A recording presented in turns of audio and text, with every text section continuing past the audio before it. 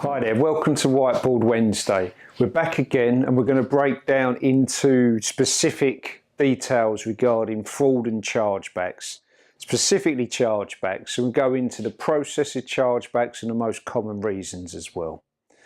So, chargebacks. There's many reasons for the consumer to dispute the transaction when the goods and services are sold from your store. So, the first predominant reason is pure fraud. So the card holder sees his statement and says, that wasn't my transaction, I didn't do that transaction.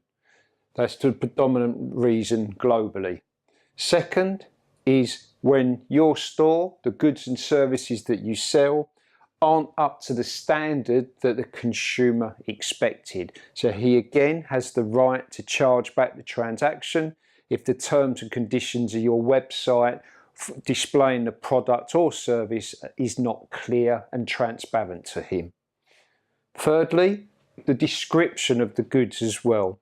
Not only the goods, but also your merchant store. For example, you could be selling iPhones, phones, and the description when he gets his statement says, for example, ice cream shop. Good example. It doesn't marry up. So he would obviously raise a query with his bank to say, I didn't buy ice cream shop, €1,000, just as an example. And thirdly, and a common theme, is reoccurring transactions. Both myself and I'm sure you as a card holder, you've applied for a service, applied to buy goods or services off a web store, and then you paid a one-off fee that you believe was, say, €10, but then next month there's another €10 being debited and you're not clear why. So again, you as a consumer have the right to charge back that transaction if, when you're signing on to the web store, the terms and conditions aren't clear.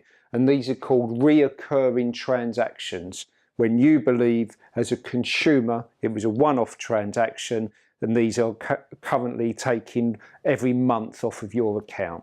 So these are some common reasons for chargebacks. So now let's talk about the process of a chargeback and what happens.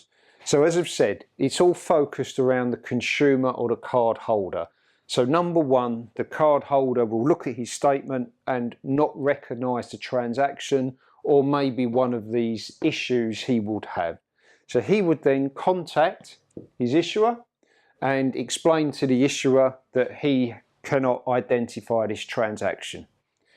The issuer will then contact the acquirer with that information, and then the acquirer will then come back to you as the merchant and ask for evidence to prove that that transaction was valid.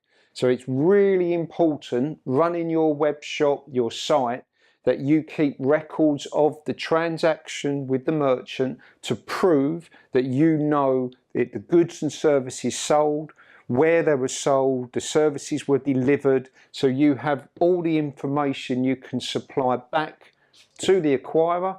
Then the acquirer will send it back to the bank or the issuer, and then the issuer and the acquirer will agree with the evidence between them. So they will say that you have defended the chargeback or you haven't defended the chargeback.